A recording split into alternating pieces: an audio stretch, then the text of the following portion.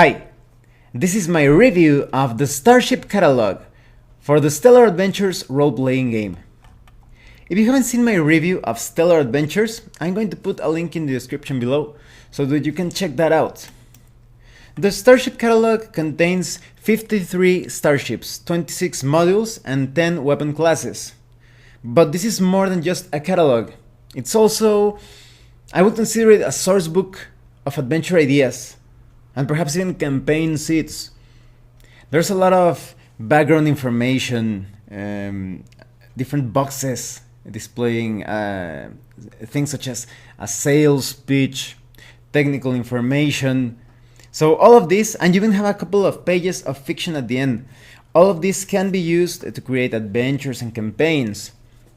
So there's a lot of value to this Starship Catalogue. Now let's talk about the quality of the PDF. When you purchase the Starship Catalogue, you get two PDFs.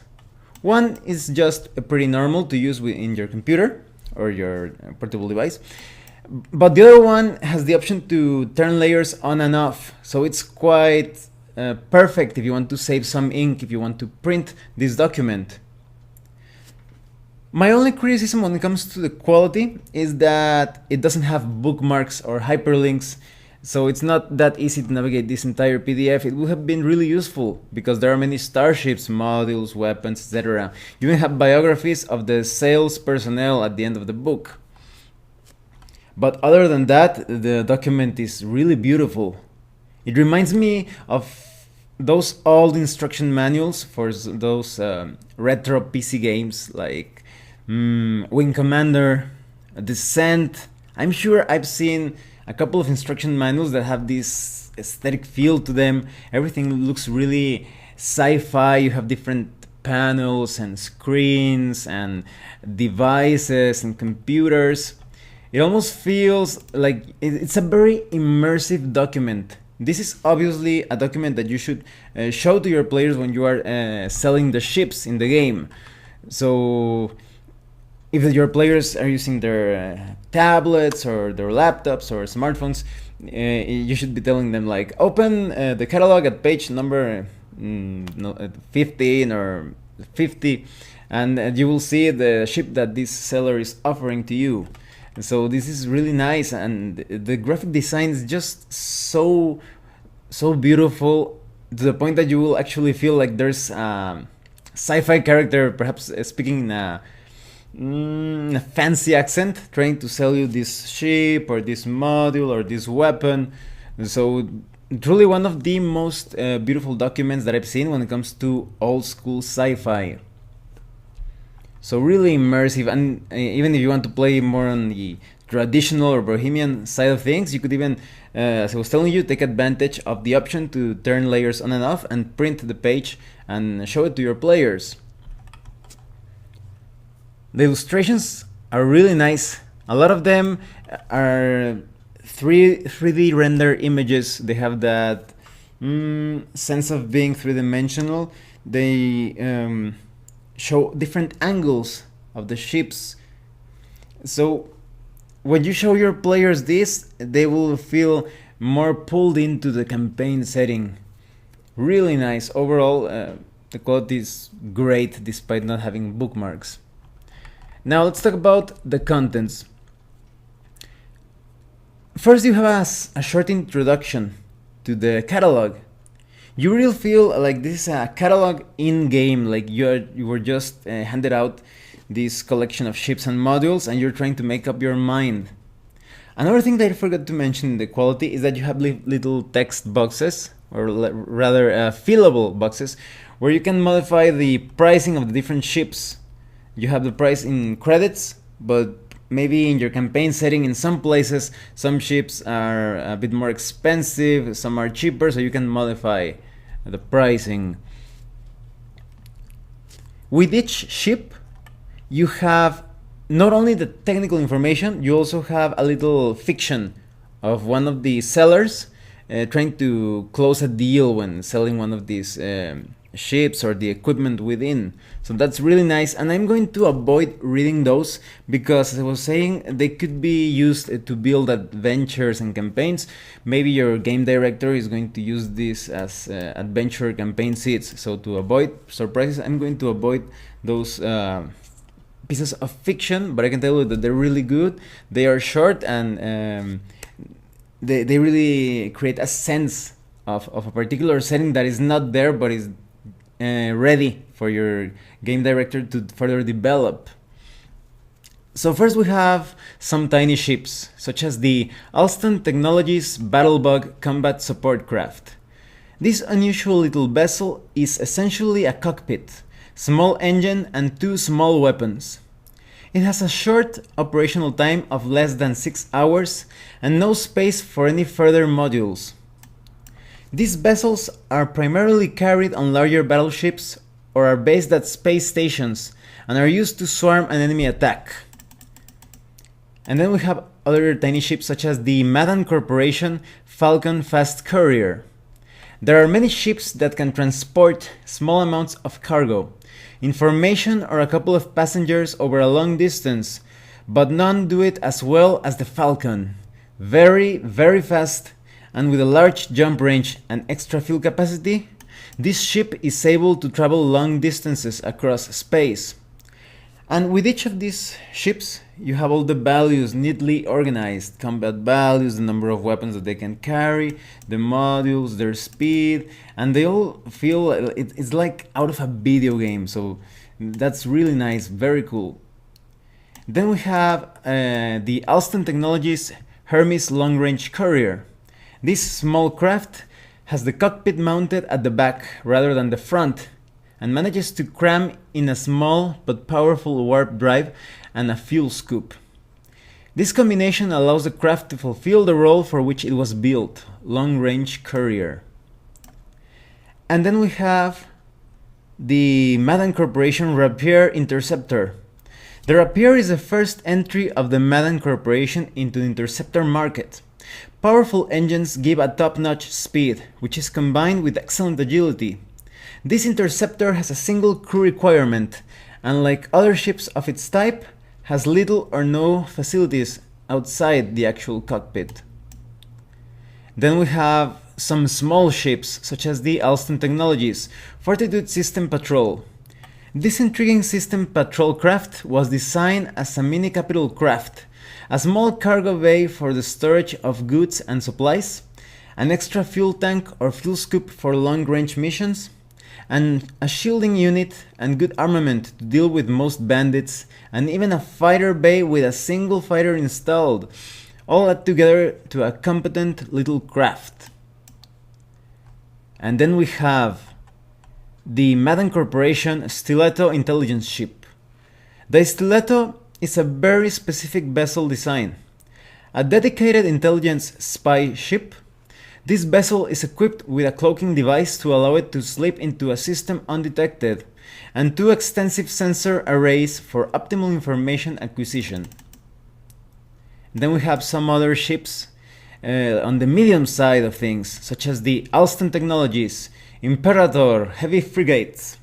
This vessel is a core part of many navies, used for system defense, planetary attack, customs enforcement, and long-range patrols. And then we have the Interstellar Shipyards Necromancer stealth warfare craft. Designed by an ex-Special Forces pilot, the Necromancer is a popular seller for interstellar shipyards. The concept around which it is designed is that of a fairly small craft that can arrive in a star system, travel to its mission point undetected, and then deliver a payload of marines or agents to undertake the mission itself.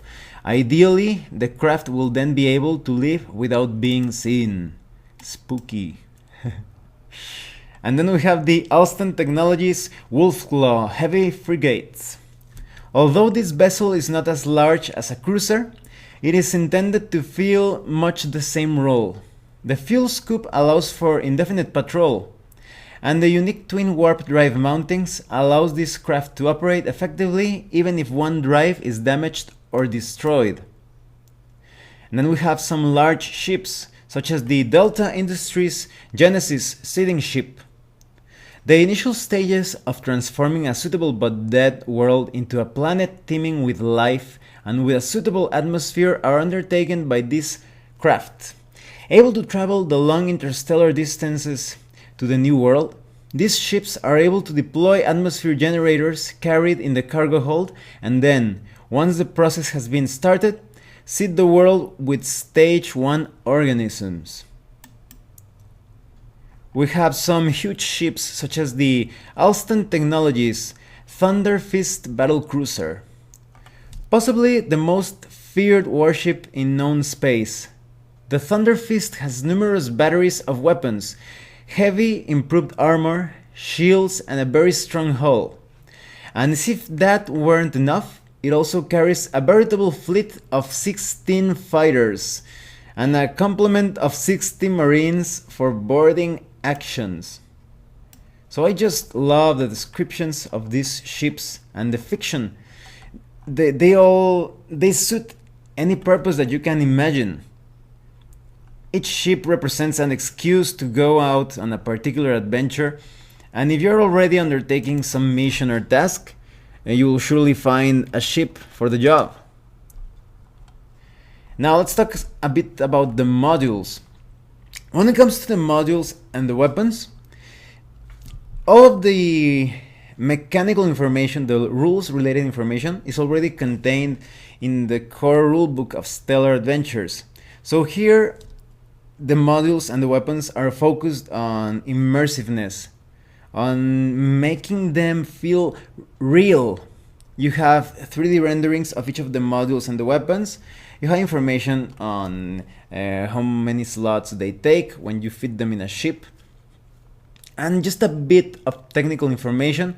But more than anything, they are here organized so that your players can get into the game world.